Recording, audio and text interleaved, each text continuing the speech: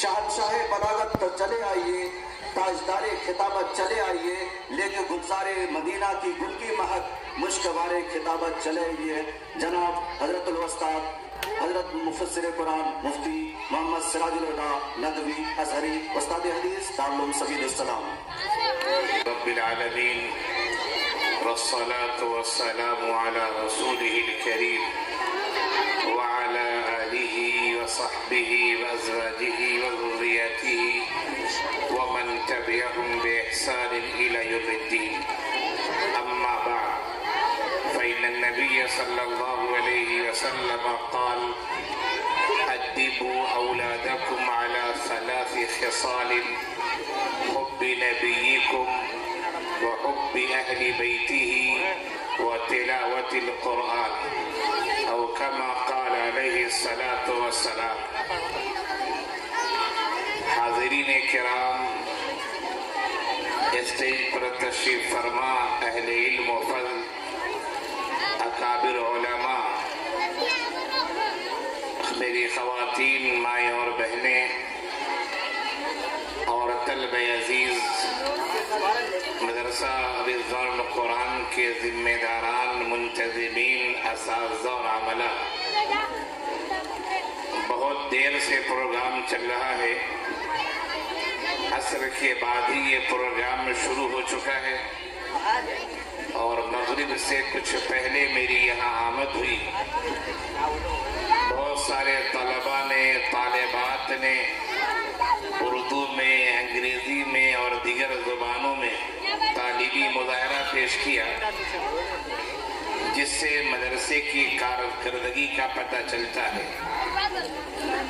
جب تک ہمارے سامنے کسی ادارے کے طلباء کی جانب سے اس طرح کے تربیتی پروگرام یا اس طرح کے تعلیمی مظاہرات پیش نہ کیے جائیں، اس وقت تک ہمارے لیے یہ سمجھنا مشکل ہوتا ہے کہ آخر اس ادارے میں ہو کیا رہا ہے۔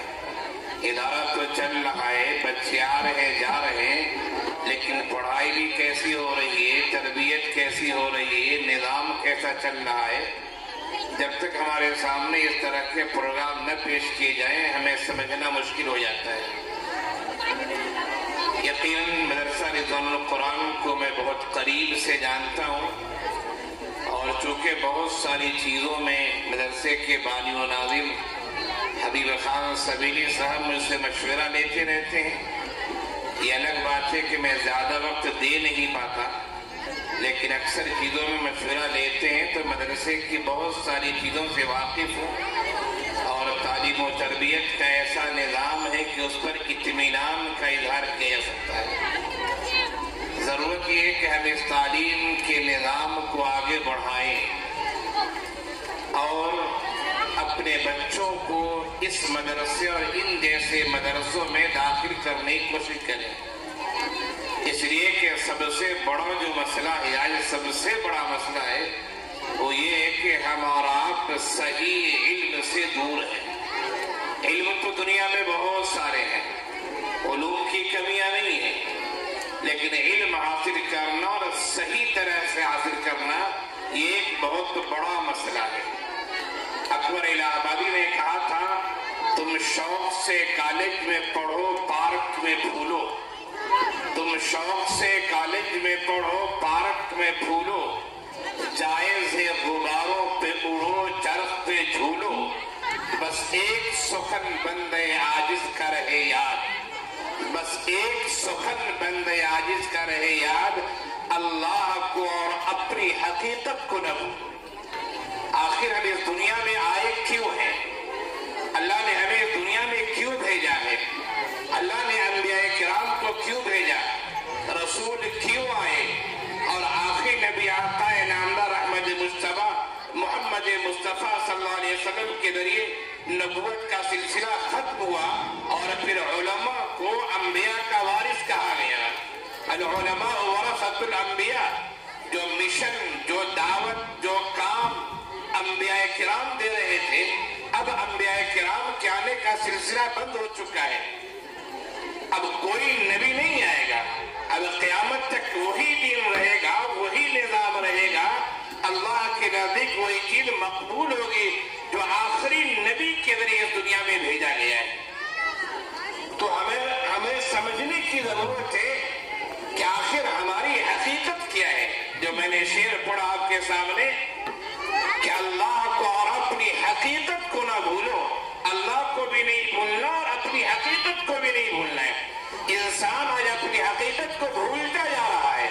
اسے اچھے کھانے کی فکر ہوتی ہے کہ ہماری غذا اچھی ہو, اسے اچھے کپڑے کی فکر ہوتی ہے ہمارے بدن پہ اچھے کپڑے ہوں, اسے اپنی اولاد کی فکر ہوتی ہے کہ ہماری اولاد اچھے اسکول میں پڑھے, اچھے کنوینٹ میں پڑھے, ہمارا محل اچھا ہو, ہمارا گھر اچھا ہو. لیکن اس انسان کو کبھی یہ فکر نہیں ہوتی ہے کہ روح کی غذا جو ہے وہ ایمان کی سلامتی ہے, اعمال صالحہ کا اچھا ہونا ہے, ہمارے ذریعے اعمال صالحہ کا صدور ہو, ہمارا ایمان مضبوط ہو. اس آدمی کو اس کی فکر نہیں ہوتی.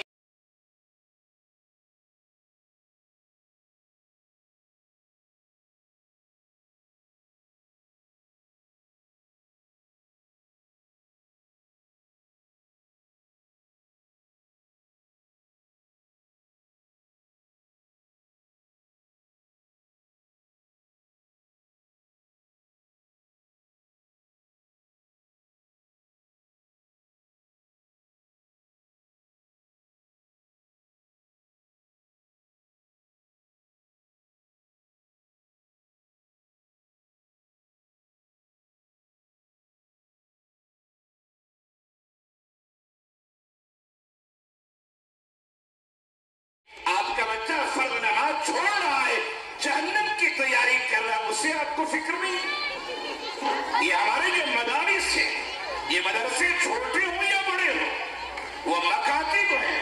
یہ مکاتب یہی بتانا چاہتے ہیں کہ انسان تو اپنی تخلیق کے مقصد کو پہچان لے. تجھے ڈاکٹر بننا ہے ڈاکٹر بن, تجھے انجینئر بننا ہے انجینئر بن جا, تجھے سیاست کے میدان میں آنا ہے سیاست کے میدان میں آ جا. لیکن اپنی حقیقت کو نہ بھولو کہ آخر اللہ نے تمہیں کیوں بھیجا ہے یہاں. یہ مدرسے بتاتے ہیں, کسی شاعر نے کہا تھا یہ مدرسہ ہے تیرا میں قدر نہیں ساقی, یہ مدرسہ ہے تیرا میں قدر نہیں ساقی. یہاں کے خاک سے انسان بنائے جاتے ہیں, بنانے سے. جس کے گھر میں ایک نمازی بھی نہیں ہے, ایسے والدین جو اپنے بچے سے پریشان ہو جاتے ہیں. اور میں خود مدرسے میں پڑھا رہا ہوں زمانے سے, گھر والے پریشان ہیں, ایسے بچے کو مدرسے میں ڈالتے, مولوی صاحب اس کو انسان بنا دو, اور پھر ہمارے مولوی صاحب اسے انسان بنا کر دیکھتے ہیں. یہ مدرسے کی قدر کیجیے. جن محلوں میں یہ مدارس ہو, جن محلوں میں یہ مکاتب ہو, ان مدارس اور مکاتب کی قدر کیجیے. یہ آپ کو تخلیق کے مقاصد بتاتے ہیں, یہ آپ کو اللہ کے راستے دکھاتے ہیں, یہ آپ کو نبی کی سنت کے طریقے بتاتے ہیں, یہ آپ کو دین سے جوڑتے ہیں, اسلام سے جوڑتے ہیں. یہ مدارس دین اور اسلام پر آپ کو استقامت کی تعلیم دیتے ہیں. ان مدارس کا تعاون کریں, اور یاد رکھیں تعاون کا مطلب یہ ہے کہ آپ اپنے آپ کو اور آپ اپنی اولاد کو ان مدرسوں سے جوڑ دیں. اگر آپ کے محلے میں مدرسہ ہے, آپ بچوں کو نہیں بھیج رہے, تو پھر اس مدرسے سے فائدہ کیا ہے؟ آپ اگر اس مدرسے کی علماء سے اپنے مسائل, دینی مسائل نہیں پوچھ رہے, تو ذرا بتائیں پھر مدرسے سے فائدہ کیا ہے؟ تو مدرسے کی قدر کیجیے, اور قدر یہ ہے کہ آپ اپنے آپ کو بھی مدرسوں سے جوڑیے اور اپنی اولاد کو ہی بھیجیے. اگر آپ کے بچے اسکول و کالج میں پڑھتے ہیں, اچھی باتیں پڑھیں, انہیں ایوننگ کلاسز کے لیے مسائیہ کے لیے بھیجیے, انہیں مارننگ کلاسز کے لیے صباحیت کے لیے بھیجیے, ان کے لیے مدرسے کے ذمہ دار سیکھیں کہ 2 گھنٹہ خاص کر دیں, تاکہ یہ اسکول میں پڑھنے والے بچے دین کی کچھ تعلیم سیکھ سکیں. تو آپ اپنے آپ کو مدرسوں سے جوڑیں. بہت سارے لوگ مدرسے کے خلاف ہی بولتے رہتے ہیں, حالانکہ مدرسے والے آپ کا بگاڑتے کیا ہے؟ وہ تو آپ کے بچوں کو فری پڑھا رہے ہیں. فیس بھی ہے تو معمولی فیس, 150, 200, 300, اس سے زیادہ فیس میں نہیں ہے. آپ کا بگاڑتا کیا ہے؟ نہ مدرسہ بگاڑ رہا ہے, نہ ناظم بگاڑ رہا ہے, نہ مولوی صاحب بگاڑ رہے, پھر بھی کچھ لوگ مدرسے ہی پر تبصرہ کرتے رہتے ہیں. یہ انسان کے بددین ہونے کی علامت ہے, یاد رکھیے. اگر علماء کے خلاف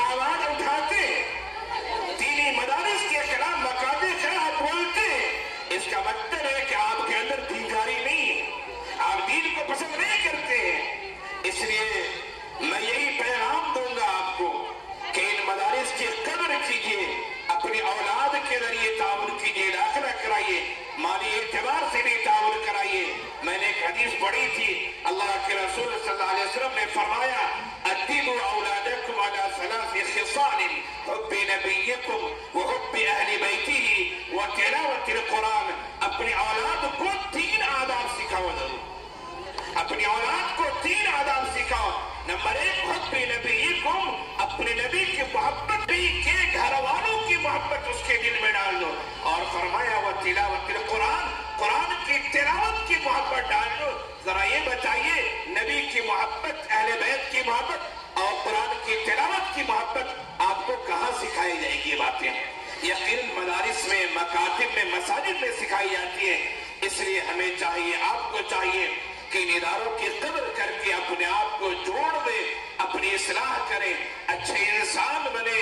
ہم اچھے انسان بنیں گے، آپ بنیں گے تو بھی دھیرے دھیرے پورا سماج انشاءاللہ اچھا بن جائے گا. اللہ تعالی ہم سب کو عمل کی توفیق عنایت فرمائے. وآخر دعوانا ان الحمدللہ رب العالمین.